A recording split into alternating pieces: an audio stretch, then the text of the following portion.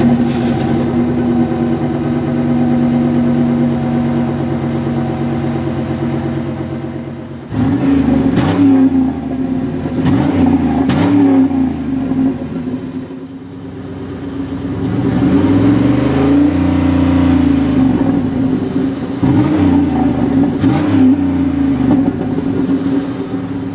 everybody, how's it going? Today, let's take a detailed look at this very cool 2008 Pontiac Grand Prix GXP V8. And this is going to be a detailed, in-depth review of the GXP. I'll start it up to the engine, get an exhaust clip and go over the performance data, as well as show you a bunch of the unique aspects of the interior as well as exterior. And before we begin, I'd like to take a moment to extend a big thanks and special shout out to the Flow GM Auto Center located in Winston-Salem, North Carolina for allowing me to come out and for providing the Grand Prix GXP featured in today's in-depth review. And so, without further ado, let's go ahead and start her up, let her run. The exterior color is known as liquid silver metallic, featuring a GXP specific combination of black leather as well as microfiber suede seating inserts.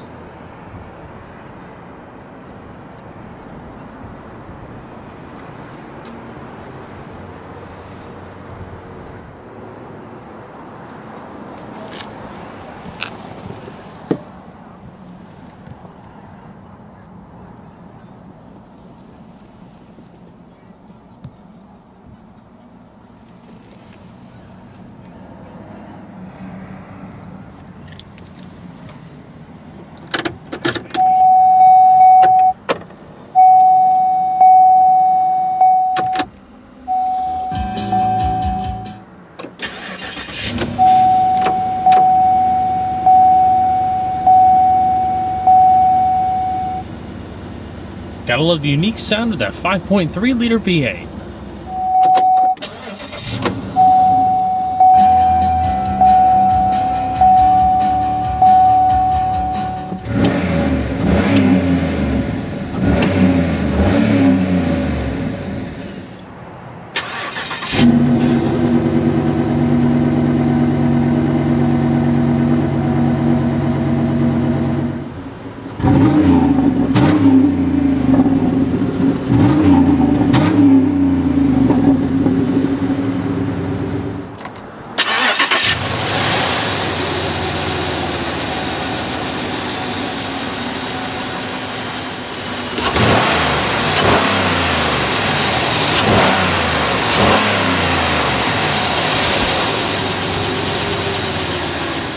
The Grand Prix GXP features hydraulic assist, variable ratio rack and pinion power steering, all fed through a unique 3-spoke leather and polished aluminum accented steering wheel. The polished aluminum highlights the spokes, whereas you have perforated leather coming across the entire wheel with unique white color accent stitching. Heavy grips up top help aid to the sporty flavor. As far as the gearbox, standard and only transmission option for the Grand Prix is a 4-speed automatic with electronic overdrive, as well as Pontiac's tap shift manumatic shifting. So basically, you bring it down into the M mode, and you can shift the vehicle manually via the paddles mounted behind the steering wheel. Finished off in a perforated leather shift knob to emulate the steering wheel, and the tap shift logo down below. And so, we'll go ahead and flip on the automatic headlamps, fog lamps, as well as the hazards. Only the driver's side window features an automatic down function. And we'll go ahead and check out the exterior, shall we? The thirst for that extra dose of performance is never ending. With applications in just about every segment from compacts to SUVs, there's one thing that's certain: there has to be an adequate level of power. On the other hand, to have power, you must have handling to be able to control that power and use it effectively. Therefore, injecting a heavy dose of performance into a front-wheel drive car can be tricky due to its inherent design. When you have two wheels that are constantly multitasking between delivering power to the pavement and directing the majority of the vehicle's weight, it tends to lead to excessive understeer through the corners and torque steer with hard acceleration if too much power is applied without the appropriate combative measures. With the Grand Prix GXP, Pontiac implemented quite an interesting solution for its entry to give it as neutral of a handling profile as possible. That and more will be explained after this short background. While front-wheel drive V8s aren't anything new, in the mid-2000s, GM's performance division began introducing high-performance variants of the widely used front-wheel drive W platform that provided the basis of the Pontiac Grand Prix, Buick LaCrosse, Chevrolet Impala, and Monte Carlo. This spawned a new generation of specially tuned sedans designed not only to be faster and more powerful, but to handle better, stop quicker, and have a greater degree of high-speed stability than a typical family sedan. These included the Grand Prix GXP, Impala SS, and LaCrosse Super. See the link in the description box below for my feature on the LaCrosse Super. Through the years, Pontiac has always catered to a wide variety of customers, but in my eyes, it was always one of the more exciting GM brands. The 7th generation Grand Prix originally debuted for the 2004 model year before being replaced by the G8 in 2008. Introduced in 2005, the GXP took the place as the flagship of the lineup in both handling and power, superior over the GTP with the competition package, making it one of the most powerful front-wheel drive cars you could buy at the time. At the heart of the GXP is a transverse-mounted 5.3-liter V8 that produces 303 horsepower sent to the front wheels by a beefed-up 4-speed automatic. In fact, it's the first V8 Grand Prix since 1987 with the discontinuation of the 4th generation G-body platform. We'll talk detailed performance numbers in just a bit. Even though 63.8% of the vehicle's weight rides over the front axle, the all-aluminum V8 actually weighs in less than the standard Series 3 3800 V6. In order to fit the larger V8 into an engine bay developed for a V6, engineers redesigned a number of key components to decrease the engine's overall size by about an inch in length. Changes include a unique block with shorter crankshaft, a single belt accessory drive, and relocation of the starter mount to the transmission. Because the engine developed a lot of torque for a front-wheel drive application, a 3-point engine mount system was developed to help dampen the engine's torque rotation while under harder acceleration. Of course, all that power needs to be properly controlled. The GXP rides 9mm or 0.4 inches lower than the standard GP and features a stiffer unibody chassis, reinforced with thicker frame rail sections that surround the engine, in addition to an extruded aluminum cradle that supports both the engine and transaxle. Out back, a new 17.2mm hollow stabilizer bar helps combat body roll. Gas-charged Bilstein struts provide enhanced damping control, further aided by higher rate springs. The lower ride height gives the car a more aggressive stance while further signaling itself as something special with unique exterior elements. The front and rear fascias are more pronounced, while front-carrying twin chrome surrounds, modified lower intake, and brake cooling ducts. Fender vents, GXP badging, quad exhaust tips, rear-mounted spoiler, and polished aluminum wheels round out the outside changes. The GXP came with a unique wheel and tire package that helped give it a more neutral driving characteristic, working to reduce torque steer and understeer for more overall control. The forged aluminum 18-inch wheels are asymmetric in an unconventional way, 8 inches wide in front and 7 inches wide in the rear, giving the front wheels more contact with the road and balance it with the rear grip. They're wrapped in specially designed Bridgestone Potenza tires measuring 255/45 in front and 225/50 in the rear. The car was tested to hold up to 0.82 G of cornering forces and should boast significantly reduced understeer compared to the Impala SS, which didn't have the staggered wheel sizes. The brakes consist of 4-wheel ventilated and cross-drilled discs measuring 12.7 by 1.3 inches in front and 12 inches by 1 inch in the rear. With this setup, the GXP stops from 60 miles an hour in around 138 feet. The fully independent suspension consists of a McPherson strut setup in front and a multi-link rear with coil springs at all 4 corners and front and rear stabilizer bars.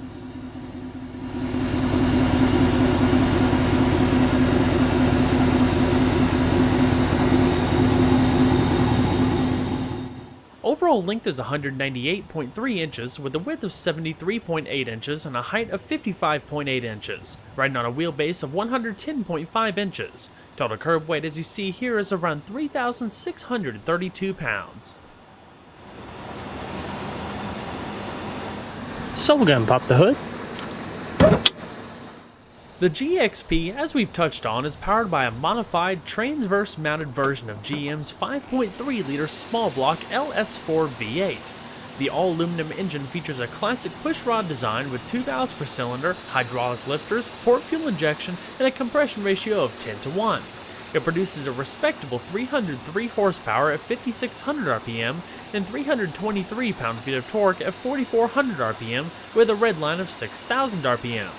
This translates to a 0 to 60 time as quick as 5.7 seconds, while the quarter mile flashes by in 14.3 seconds at 98 miles an hour. Top speed is limited to 143 miles an hour.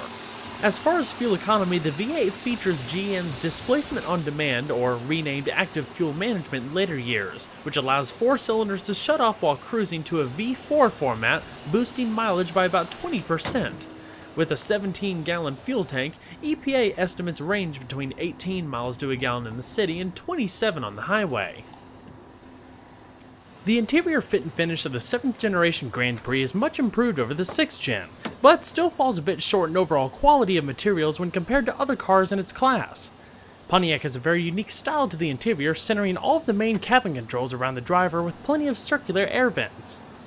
The door panels feature subtle touches of soft touch material and satin and aluminum brightwork, part of the GXP package. A large amount of storage down below, and all of your power windows, power locks, power mirrors are all located above the door handle. Not to mention your trunk release. Across the middle portion of the door you also have a bit of perforated trim.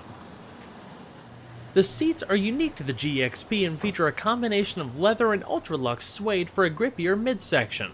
White color accent stitching trails around all of the edges. They provide a nice amount of support and comfort overall, and feature partial power and manual adjustments, power sliding tilting, power lumbar, and manual recline. The attention to detail is pretty decent overall, nothing too spectacular, but they do have a nice amount of lateral support with heavier defined bolsters across the sides. The headrests adjust up and down, as do the seatbelts with standard side airbags. GXP aluminum door sill entry guards, and a standard tilting steering wheel. A telescoping function wasn't available. A little bit of satin silver and brushed aluminum trim also accents the steering wheel and other key areas of the vehicle. The circular air vents are wrapped in subtle chrome trim, and everything's nicely finished off within a light gray headliner. A sunroof was optional. So let's go ahead and see how she sounds.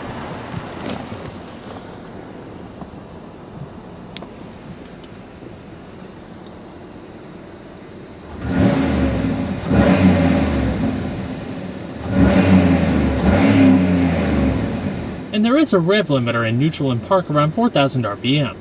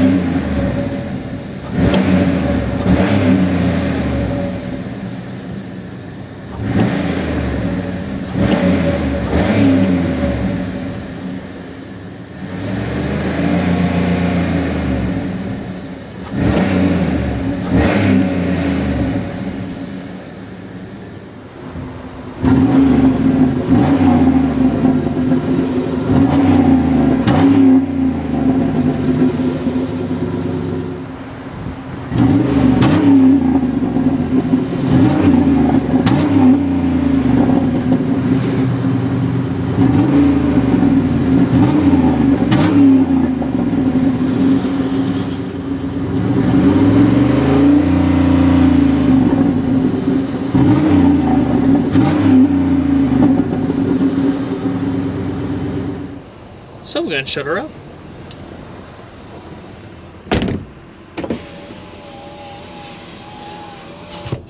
Now this GXP features the optional premium monsoon audio system with an in-dash AM/FM radio with 6-disc CD changer and auxiliary integration.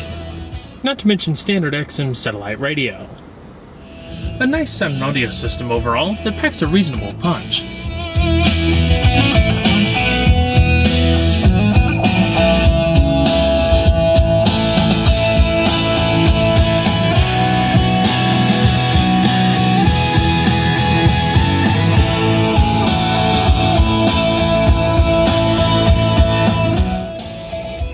Cloth-wrapped visors that also have built-in vanity mirrors with illumination. The rear-view mirror is manually dimming and has your OnStar controls down below for roadside assistance as well as hands-free calling. In the top stack here, you have your interior illumination as well as reading lamps and the controls for your automatic sunroof. and to bring it back, just hold the button forward. Now, as we make our way down the center console, we'll start first at the integrated driver information system positioned at the top. Now, there's a whole lot of information and vehicle diagnostic functions packed into this little digital display. Right now, we're on the standard information screen, but if we click the one to the far left, it brings up some performance data, as well as vehicle diagnostics. Basically similar to what you would see in other General Motors products. Trip computers, date and time, set and language, units, as well as other personalizable options. Tire pressure and turning the display off. Fuel economy, and all of that data is located to the far right. The little arrow button is to select a particular option within a menu. Other than that, it's pretty simple. Continuing down further is your simple to use radio. Your basic commands are located up top here, changing the band, going between CD and auxiliary, and seek and scan. Rewind and fast forward is here, as well as your preset stations or selecting tracks at random, and your other radio controls down below, including your audio and equalizer settings, clock adjustment, and more. Right below that is a standard dual zone electronic automatic climate control system with your fan speed, different zones, front and rear defrost and recycling, as well as two-stage heated seats for both sides. The temperature is adjusted on these buttons there to show up in the little digital displays. Of course, you do have a bit of storage down below, and in that little pocket to the right of the gear selector. This little rotary knob controls the heads-up display, which I'll show you in just a second. You have a power outlet here, your traction control, and 2 cup holders. Leather padded armrest reveals a good amount of storage, in addition to an extra power outlet and a little bit of coin storage. Now, this little rotary dial in the middle here, like I said, controls your heads-up display. Twisting it left and right adjusts the brightness, up and down, adjusts the height, and then this little button right here chooses whether you want to have your compass and outside temperature displayed or not. As you can see, twisting it left dims it, and right brightens it. Up and down, and the menu button. Pretty simple. As far as the steering wheel, your radio controls are located on either side, whether it's to change the band, presets, fast forward, play, pause, or adjust the radio volume. The speedometer cluster is also quite neat in my opinion. Finished in diamond turned aluminum, so it keeps with the aluminum theme of some of the polished interior bits. Also, silver accented gauges, simple layout, and the GXP logo in the middle of the speedometer. Your intermittent wipers are located to the right, whereas your lighting controls, high beams, and cruise control is located in the stalk to the left. Display brightness is controlled via that knob there. What's nice too is that while the interior is fairly plasticky overall, it does have a very unique styling to it. The middle portion is where the majority of the plastic is, but you do have soft touch rubberized material across the top portion of the doors, like I mentioned earlier, as well as the dash. The monsoon speaker located up front with the signature logo. Probably another one of my most favorite interior styling elements as well are the pod-style air vents, 4 on the passenger side and 3 over here, easily adjustable. Alrighty. We're going to shut her down and check out the back seat. Some of the cool tidbits about the back seat of the Grand Prix, for one, is how wide the rear doors open. In my opinion, it's probably a 70-80 degree angle. It's as close to 90 as most typical cars get. So it provides a nice wide opening for getting in and out. Continuing with the front, the rear doors also feature the soft touch material on the upper portions and the perforated trim in the middle with polished aluminum.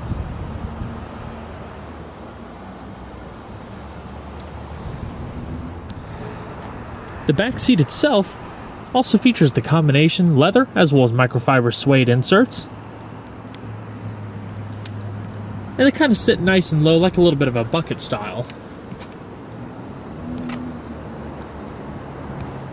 Another nice thing is if you need more storage space in the rear, all you have to do is fold down the seats, and they fold down in a 60-40 split fashion as long as the front seats are up a little bit more, so they'll fold completely flat. That way you can load extra cargo all the way to the front. Probably one of the coolest elements, though, is the passenger seat.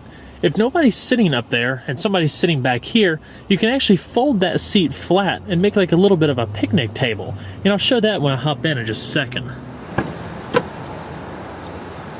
Now, even though the Grand Prix is a larger car, the back seat can be a little bit intimate for people over 6 feet, as far as legroom is concerned. That largely depends on how tall the people are sitting in front of you. The roof is also at a pretty good height for climbing in. You don't have to duck too much, but again, people over 6 feet might just want to be a little bit more cautious. Now, I'm between 5'10", 5'11" or so, and with a comfortable seating position for myself up front, I probably have about an inch and a half of legroom, something like that, and maybe an inch and a half, couple inches of headroom depending on where you lean back.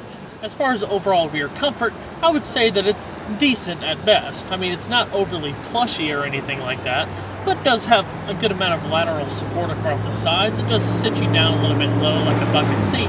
But one thing that I really wish that it did have was an armrest. I kind of feel like, there is a good one on the door here, but my arm's kind of lacking a little bit as far as something to kind of hold you from going this way. But you're also able to sit 3 people back here with a middle seat belt. There's 2 cup holders down below here, illumination for both of the passengers, as well as coat hooks and grip handles. Now, probably one of the coolest things about the back seat, and definitely something unique that sets the Grand Prix apart, is the fact that you can fold down the passenger seat if nobody's sitting up here to make a flat tray. You can, of course, take out this little cargo net right here if you desire, and then you basically have a little bit of a picnic table. So if you wanted to eat back here or anything like that, if you're taking a vacation, you don't always have to do it in your lap. You can put a laptop there, whatever you want. It's pretty convenient in my opinion. So in looking at it first person, this is what you see. Just a single handle here, and just fold it forward. If you fold it all the way, it will lock in place, so you're going to need to hit this unlock button again to bring it back. But as you can see, I can do it with one hand. It's pretty light. And as far as a few first-person clips, another thing that I'd like to make mention too about the overall comfort, I feel like, for lack of better words, my bottom needs to be just a little higher. The seats are dipped out a little too much, so that my thighs and stuff aren't really supported. They're just kind of pushed up into the air as such. I'm sure it would be different for someone who's a little bit shorter. Like I said, I'm between 5'10", 5'11", but it's just something to be aware of if you're going to take it on a cross-country trip or some extended vacation. The 2 cup holders, and the cool style dash.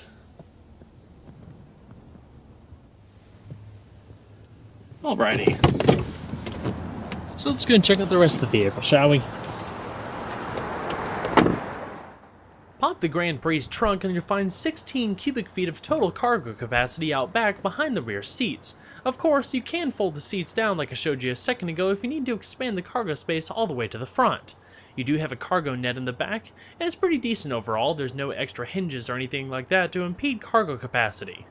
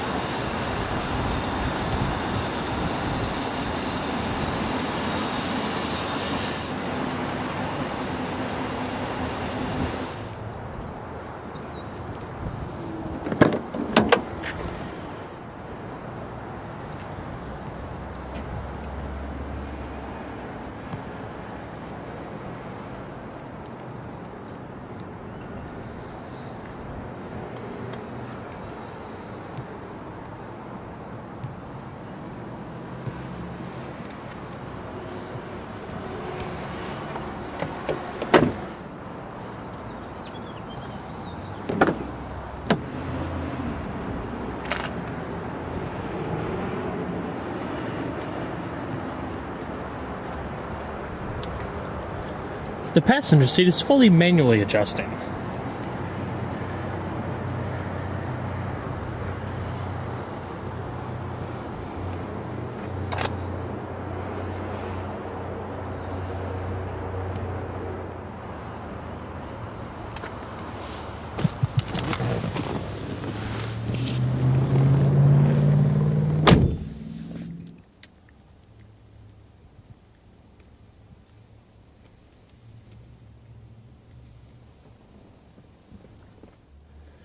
You also have a locking glove box down below with a modest amount of space.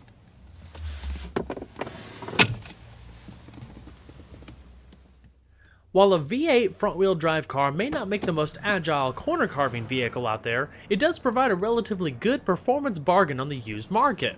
With a nice list of features, flashy looks, and an aggressive sound, it's definitely a car worth taking a closer look at. Well everyone, I hope you enjoyed the in-depth look at the 2008 Pontiac Grand Prix GXP V8. Be sure to stay tuned next time, there's a lot more where that came from. Take care everybody.